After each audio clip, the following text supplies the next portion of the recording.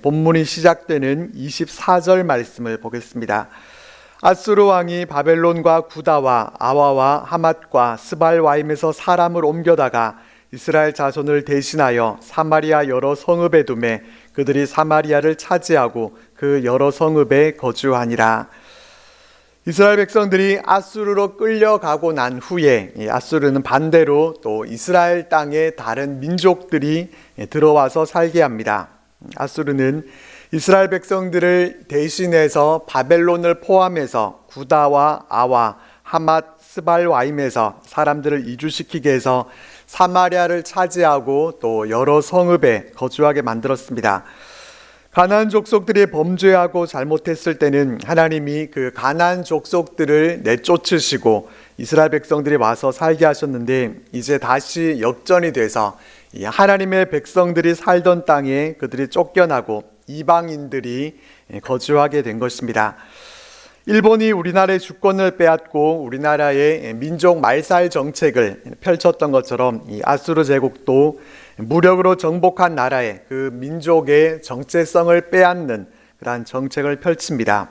그들은 그들이 정복한 땅에 민족 혼합 정책을 시행했습니다. 결과적으로는 이스라엘 땅에 이방인들이 와서 살게 됩니다. 신약 성경을 보면은 사마리아인의 비유도 나오고 또 사마리아 우물가에서 만난 여인에 대한 이야기도 볼 수가 있습니다. 유대인들이 사마리아 사람들을 싫어하고 또 사마리아로 갈 것을 그리로 통과하지 않고 더 둘러서 그렇게 갔던 것은 바로 이런 배경 때문입니다. 그 땅은 그렇게 이방인들의 땅이 돼버렸고 또 이방인들과 통혼하면서 혼혈인들이 사는 곳이었기 때문에 사마리아를 그렇게 싫어했던 것입니다. 그러나 이 24절 말씀은 단순히 사마리아 땅에, 이스라엘 땅에 이방인들이 들어와서 살게 됐다 하는 그 정도의 이야기만 하고 있는 것이 아닙니다. 아수르가 사마리아에 이방인들이 와서 살게 하는 그런 정책을 폈다, 이 얘기를 하고 있는 것이 아니라 영적으로 볼 때 이것은 아주 큰 사건이었습니다. 가나안 정복은 하나님이 아브라함과 맺었던 언약에 있어서 아주 중요한 그런 항목이었습니다. 하나님이 그 땅을 아브라함의 자손들에게 주겠다 그렇게 약속을 하셨고, 그 약속대로 백성들이 그 땅을 차지하고 살 수가 있었는데, 이제 어떻게 됐습니까? 그 땅을 차지하지 못하고 그 땅에서 쫓겨나게 된 것입니다. 하나님의 언약이 그렇게 깨지고 또 실패하게 된 것입니다. 하나님과 언약을 맺은 이 선민 이스라엘이 이제 더 이상 하나님의 언약 백성이 아니게 되는 그런 아주 큰 사건이 바로 기록되어 있는 것입니다. 여기서 우리가 보게 되는 것은 하나님의 백성들이 하나님께 대한 믿음을 그들이 지키지 못하고 타락하게 될 때 하나님을 모르는 자들에게 짓밟히게 되고 또 하나님께서 허락하신 그 축복의 땅도 잃어버리게 된다라는 것입니다. 우리에게 베풀어 주시는 하나님의 은혜들은 우리가 하나님의 언약 아래에 있을 때, 하나님 말씀에 우리가 순종하면서 살아갈 때 주어지는 것입니다.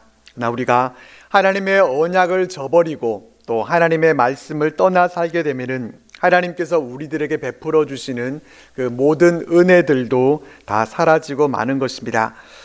그렇기 때문에 우리가 하나님의 법 안에서 살아간다라고 하는 것이 얼마나 귀중하고 또 소중한 일인지 모릅니다. 이것을 우리 마음에 새기면서 하나님의 법을 떠나 살다가는 어떻게 되는지, 그것을 북이스라엘이 이렇게 우리들에게 잘 보여주고 있는데도 깨닫지 못한다고 하면은 결국 우리들도 이 북이스라엘 백성들과 같이 되고 말 것입니다.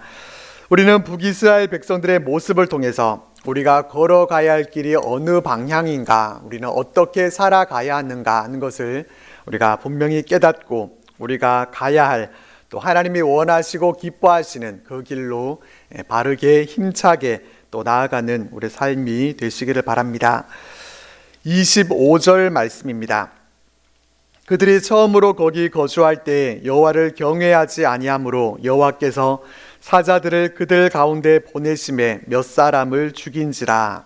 이 25절 말씀에서는 그 땅에 정착한 이방인들에게 있었던 사건 하나를 소개해 주고 있습니다. 이스라엘 백성들 땅에 새로 이주한 사람들은 하나님을 경외하지 않았습니다. 그들은 하나님을 알지 못하고 우상을 섬기는 그런 자들이었기 때문에 하나님을 섬기는 자들이 아니기 때문에 어떻게 보면은 당연한 것이었습니다. 하나님을 경외하지 않는 그들을 하나님은 그냥 내버려 두지 않으시고 사자들을 보내셨습니다. 여기서 사자는 소식을 전하는 자, 이런 사자가 아니라 동물의 제왕 사자를 말합니다. 사자들이 나타나서 이방인 몇 사람을 죽이는 그런 사건이 일어납니다. 이 사건은 단순히 사자가 먹을 것이 없어서 사람을 이렇게 잡아 먹으려고 이렇게 내려왔다가 죽이게 되는 그런 사건이 아니었습니다. 이 사건은 하나님께서 하신 일이었고 그 땅이 하나님의 땅이다라는 것을 보여준 사건이었습니다. 당시 사람들은 땅마다 그 땅에 신이 있다 그렇게 믿었습니다. 그래서 그들이 조상 대대로 섬겨온 그런 신이 있다고 하더라도 다른 지역으로 이주하게 되면은 새롭게 이주하게 된 그 땅의 신을 또 그들이 새롭게 섬겨야 된다 그런 생각을 갖고 있었습니다. 근데 그런 사상을 갖고 있던 이주민들이 사마리아 지역으로 이주해 오자마자 사자에게 물려 죽는 그런 사건이 일어났으니까 어떻게 생각했겠습니까? 그들은 그들이 이스라엘의 수호신 하나님을 섬기지 않은 것에 원인이 있다고 믿게 됐습니다. 그래서 어떻게 됐는지 26절 말씀을 보겠습니다. 그러므로 어떤 사람이 아수르 왕에게 말하여 이르되 왕께서 사마리아 여러 성읍에 옮겨 거주하게 하신 민족들이 그 땅 신의 법을 알지 못함으로 그들의 신이 사자들을 그들 가운데 보내매 그들을 죽였사오니 이는 그들이 그 땅 신의 법을 알지 못함이니이다 하니라. 그 문제를 아수르 왕에게까지 고하게 됩니다. 그만큼 그 문제를 심각하게 여긴 것입니다. 그들은 재앙의 원인을 왕이 그 땅 신의 법을 알지 못해서 일어난 것이다 그렇게 판단한 것입니다. 하지만 그렇다고 해서 그들이 하나님을 유일한 신으로 인정한다거나 또 하나님의 능력을 인정한 것은 아니었습니다. 하나님을 자신들이 섬기던 수호신들처럼 이스라엘 지역에 거하는 그런 또 하나의 수호신 정도로 생각했을 뿐이었습니다. 수많은 신들을 섬겨온 그들의 종교관에서는 유일하신 하나님, 전능하신 하나님 이 한 분만을 그들은 생각할 수가 없었습니다. 그들에게 일어난 이 사건을 아수르 왕에게 고했더니 이 아수르 왕은 어떤 명령을 내리는가 하면은 이스라엘에서 사로잡아온 제사장 한 사람을 그곳으로 데려가도록 합니다. 그 사람을 통해서 그 땅 신의 법을 배우도록 한 것입니다. 그들은 재앙을 피하기 위해서 그 땅 신의 법을 알고자 했습니다. 그렇게 해서 사마리아에서 사로잡혀간 제사장 중에 한 사람이 이 베델로 와서 살면서 백성들에게 어떻게 하나님을 경외해야 하는가 하는 것을 가르치게 됩니다. 이 내용을 보면은 얼핏 보면은 하나님께서 사자를 보내신 그 사건 때문에 이스라엘 땅에 다시 제사장이 와서 하나님의 법을 가르쳐 주게 되고 그래서 뭔가가 잘 되고 있는 것처럼 이렇게 생각할 수 있겠지만은 그렇지가 않습니다. 그런 상황에서 정말 제대로 된 제사장이 와서 이스라엘 백성들에게 모세처럼 그렇게 하나님의 법을 또 그 경외하는 법을 잘 가르쳐 줬다면은 얼마나 좋았겠습니까? 그러나 문제는 그 제사장이 예루살렘 성전에서 하나님을 섬기던 그런 제사장이 아니었다는 데 있습니다. 그런 사마리아 출신으로 사마리아에서 사로잡혀 갔고 우상 숭배 본거지였던 베델에서 활동하던 그런 선지자였습니다. 그런 사람이었습니다. 이 점이 바로 문제가 되는 것입니다. 베델은 여로보암 1세가 금송아지를 세워서 우상 숭배를 하게 만든 그런 곳이었고 또 참된 예배가 아닌 왜곡된 예배의 중심지였습니다. 그러니까 우상을 섞은 신앙을 가르쳤던 제사장이 하나님 경외하는 법을 가르치게 된 것입니다. 그는 이름만 제사장이었지 우상 숭배에 젖어서 살아가는 그런 사람이었습니다. 그가 가르친 하나님을 경외하는 법은 하나님과는 사실 아무런 상관이 없는 것이었습니다.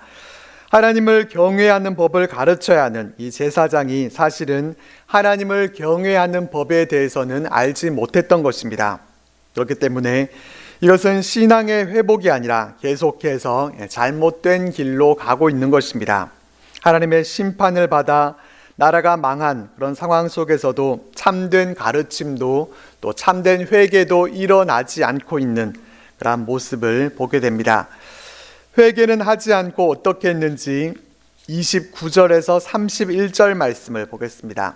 그러나 각 민족이 각기 자기의 신상들을 만들어 사마리아 사람이 지은 여러 산당들에 두되 각 민족이 자기들이 거주한 성읍에서 그렇게 하여 바벨론 사람들은 숫꽃 분옷을 만들었고 굿 사람들은 네르가를 만들었고 하맛 사람들은 아시마를 만들었고 아와 사람들은 니파스와 다르닥을 만들었고 스발와임 사람들은 그 자녀를 불살라 그들의 신 아드람멜렉과 아남멜렉에게 드렸으며. 앞에서 제사장이 베델에서 살면서 하나님 경외하는 법을 가르치면서 불구하고 그 결과는 실패였다라는 것을 말해주고 있습니다. 하나님을 경외하는 법을 배운 것이 아니라 그 제사장에게서 배운 이방인들은 산당을 선택했습니다. 이스라엘 안에 뿌리 내린 이 산당은 나라가 망해도 없어지지 않고 그대로 남아 있었습니다. 이방인들은 사마리아 사람들이 지어놓은 그 여러 산당에다가 각 민족들이 각기 자기의 신상들을 만들었습니다. 이 주민들은 여전히 자신들의 그 종교를 버리지 않고 우상을 섬겼습니다. 북이스라엘이 헐지 않고 계속해서 놔두고 사용하던 그 산당들이 그대로 이제 이방 우상 숭배의 장소가 되어버린 것입니다. 이스라엘의 잘못된 신앙 유산과 또 이방 종교가 이러한 모습으로 결합이 된 것입니다. 또 30절과 31절에서는 사마리아에 이주한 민족들과 그들이 섬기던 그 신들에 대해서 그것을 쭉 열거하고 있습니다. 바벨론 사람들은 숫꽃 분옷이라는 우상을 만들었습니다. 숫꽃 분옷은 출산과 관련된 이 풍요와 다산의 신으로 추정을 합니다. 인간의 생존과 번성을 이 우상에게 맡긴 것입니다.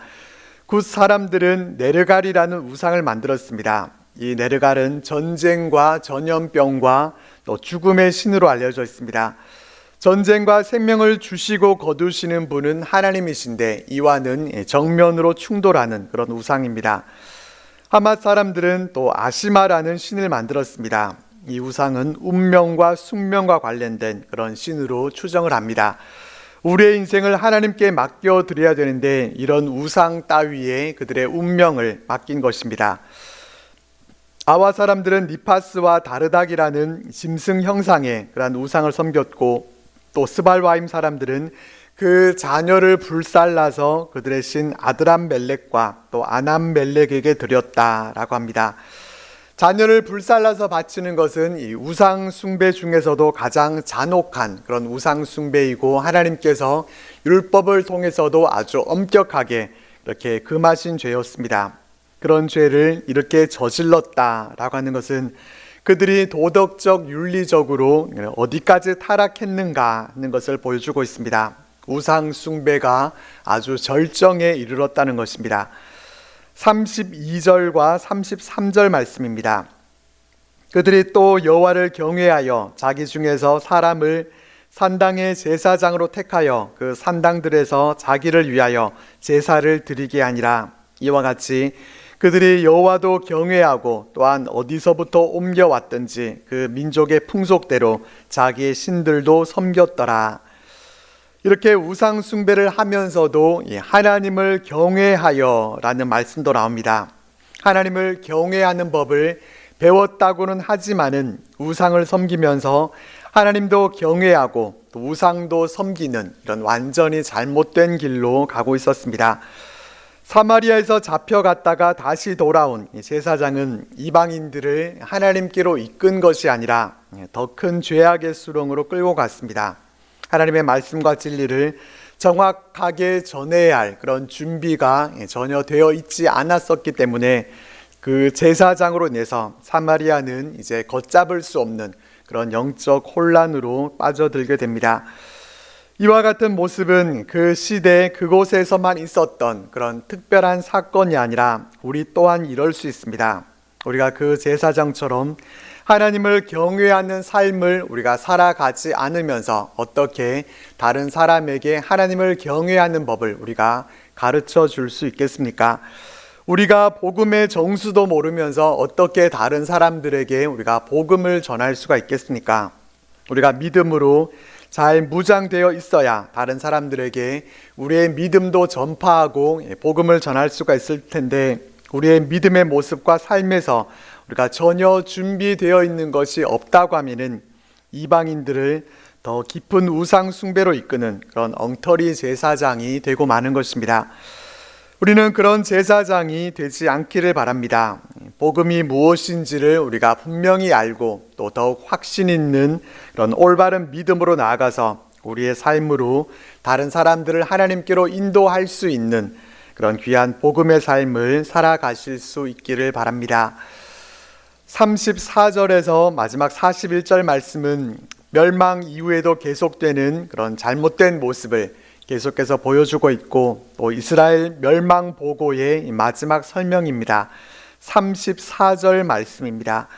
그들이 오늘까지 이전 풍속대로 행하여 여호와를 경외하지 아니하며 또 여호와께서 이스라엘이라 이름을 주신 야곱의 자손에게 명령하신 율례와 법도와 율법과 계명을 준행하지 아니하는도다. 여기를 보면은 이 오늘까지라고 하는 이 표현이 나오는데, 이 말은 열왕기서가 기록될 당시를 말합니다. 이스라엘은 기원전 722년에 멸망했고, 또 남유다는 기원전 586년에 멸망당했습니다. 이 열왕기서에는 여호야긴 왕이 사로잡힌 지 37년 후가 되는 이 기원전 549년에 있었던 일에 대한 그러한 기록도 있기 때문에, 열왕기가 기록될 당시는 북이스라엘이 멸망한 지 약 170여 년이 지난 후의 시점이 됩니다. 열왕기서 기자는 170여 년 동안 이 북이스라엘에 속했던 그 사람들이 이전 풍속대로 행하면서 하나님을 경외하지 않고 하나님의 율례와 계명을 준행하지 않았다라고 말씀해 줍니다. 그들이 170여 년 동안 하나님께로 돌아오지 않고 회복되지 못한 이유가 바로 이전 풍속대로 살았기 때문이다, 이렇게 말씀해 줍니다. 하나님이 이스라엘이라는 이름을 주신 그런 야곱의 자손임에도 불구하고 하나님의 법을 지키지 않는 상태에 머무르면서 그들에게는 변화가 없었습니다. 이전 풍속대로 살았던 그들의 모습은 결국 하나님의 백성이라는 그 지위를 잃어버린 채로 사라지고 말았습니다. 옛적에 하나님은 이스라엘 백성들에게 어떻게 하셨습니까? 언약을 세우시고 또 다른 신을 경외하지 말고 하나님만 섬기면서 하나님께만 예배드리라, 그렇게 가르치셨습니다. 다른 신들을 경외하지 말고 하나님만 경외하면은 하나님께서 이스라엘 백성들을 다른 원수들의 손에서 건져주겠다, 그렇게 약속해 주셨습니다. 하지만 백성들은 이 언약의 하나님을 잊어버렸습니다. 이들은 하나님의 은혜는 잊어버리고 하나님의 명령을 가볍게 여겼고, 또 언약은 그저 형식적으로만 남아 있었습니다. 백성들은 하나님의 말씀에 귀 기울이지 않았습니다. 40절 말씀의 앞부분을 보면은 그러나 그들이 듣지 아니하고 라고 기록되어 있습니다. 그들은 귀를 닫고 듣지 않았습니다. 운전자 중에 이런 분들 있으시죠? 내비게이션은 분명히 켜져 있고 이 내비게이션을 오른쪽으로 가라, 이렇게 안내를 하는데 안내를 듣지 않고 자기 마음대로 운전하는 그런 분들이 있습니다. 내비는 왜 켜놨는지 모르겠다, 이렇게 생각될 정도로 그냥 자기가 원하는 곳으로만 가는 그런 운전자들이 있습니다. 내비는 그저 참고용일 뿐이고 결정은 운전자 자신이 자기 마음대로 그렇게 결정하는 것입니다. 백성들의 모습도 그랬다는 것입니다. 하나님의 말씀은 그저 참고용일 뿐이고 하나님이 오른쪽으로 가라고 하셔도 그들은 듣지 않고 왼쪽으로 갔습니다. 하나님의 말씀을 듣기는 들어도 삶은 자기 방식대로 살았습니다. 하나님을 조언자로 두는 신앙, 이것이 바른 신앙의 모습이겠습니까? 이런 모습은 절대로 하나님을 경외하는 삶의 모습이 아닙니다. 그들은 하나님을 경외하지 않고 이전 풍속대로 행했습니다. 그러니 하나님은 이스라엘을 이 원수들의 손에서 건져내 주실 수가 없었습니다. 오히려 하나님은 앗수르의 손을 빌어서 이스라엘을 치셨습니다. 41절 전반절 말씀을 보면은 앞에서도 언급된 적이 있는 심각한 그들의 잘못을 지적하는데 바로 하나님을 경외한다고 하면서도 우상도 섬겼다는 것입니다. 이 여러 민족이 여호와를 경외하고 또 그 아로 새긴 우상을 섬기니 이것이 본문 말씀의 결론이 되는 말씀입니다. 사마리아 사람들은 이렇게 생각했을 것입니다. 그들은 하나님 한 분만으로 만족하지 못하고 하나님도 중요하지만은 이 신도 필요하고 또 저 신은 저런 부분에 있어서 또 도움이 되고 이렇게 여기면서 하나님만 섬기지 못했습니다. 그들의 신앙은 마치 여러 보험을 든 그런 사람과 같았습니다. 어떤 사람이 건강보험, 또 암보험, 실손보험, 상해보험까지 여러 개를 들었는데 왜 그렇게 보험을 많이 들었느냐 물어보니까 혹시 모르니까요 이렇게 대답을 했습니다. 본문에 나오는 사마리아 사람들도 그랬습니다. 그들이 하나님을 섬긴다고 하면서도 또 다른 자기 신들을 섬겼던 것은 위험을 분산시키기 위해서 하나님만 섬기기에는 불안하니까 혹시 몰라서 다른 신을 섬기는 그런 보험도 들어야 되지 않겠느냐 이랬던 것입니다. 이런 모습을 신앙이라고 할 수 있겠습니까? 이런 모습을 과연 하나님을 믿는다고 할 수 있겠습니까? 혹시 모르니까 라고 하는 것은 믿음이 아니라 불안의 표현입니다. 이렇게 혼합된 신앙은 형식은 있지만 본질은 빠져있는 그런 신앙을 보여주고 있는 것입니다. 그러나 우리가 분명히 기억해야 할 것은 하나님은 옵션으로 추가되는 그러한 분이 아니시고 유일하신 분이십니다. 신앙은 하나를 붙드는 것이지 여러 가지를 병행할 수 없습니다. 하나님과 세상 가치, 하나님과 성공, 또 하나님과 나의 계획 이렇게 병행될 수 없습니다. 이것은 신앙이 아니라 그저 혼합입니다. 마지막 41절 하반절 말씀을 보면은 그들의 자자손손이 그들의 조상들이 행하던 대로 그들도 오늘까지 행하니라 이렇게 말씀해 줍니다. 무엇을 말씀하고 있습니까? 신앙의 왜곡, 이 잘못된 신앙이 다음 세대에도 전수된다는 것입니다. 백성들의 잘못된 신앙에서 가장 무서운 결과는 무엇이었는가 하면은 다음 세대가 그것을 정상신앙으로 배운다는 것입니다. 부모 세대는 이 정도는 괜찮아, 다들 이렇게 사는데 뭘 그렇게 그것을 타협이라고 생각하지만은 자녀 세대들은 그것을 신앙 기준으로 삼게 됩니다. 타협은 오늘은 편해 보이지만은 내일의 신앙을 무너뜨리게 됩니다. 결국 하나님을 전부로 섬기는 신앙은 사라지고 형식만 남은 그런 종교가 전수되게 됩니다. 이것이 북이스라엘이 멸망한 이후에도 그 신앙이 회복되지 않은 이유입니다. 오늘 본문 말씀은 우리에게 이와 같은 질문을 하게 만들어줍니다. 나는 하나님을 경외한다고 말만 하는 신앙은 아닌가? 아니면 말씀에 순종함으로 증명하는 그런 신앙을 내가 가지고 있는가? 하나님을 섬기면서 동시에 내가 붙들고 있는 우상은 무엇인가? 라는 이러한 질문에 대해서 우리는 우리 스스로 답해 볼 수 있어야 할 것입니다. 분명한 것은 하나님을 경외하면서 하나님만 섬기지 않는 신앙은 결국 아무것도 붙들지 못한다는 것입니다. 이것을 오늘 본문 말씀이 우리에게 잘 보여주고 있습니다. 우리는 오늘 본문 말씀이 우리들에게 들려주는 이 하나님의 음성을 흘려 듣지 않고 귀담아 듣고 또 우리 마음에도 새겨서 오직 유일하신 하나님만 우리가 경외하고 섬기면서 하나님의 언약 백성으로 살아감으로 주시는 은혜와 평강을 누리면서 승리하는 우리들 모두가 되시기를 바랍니다.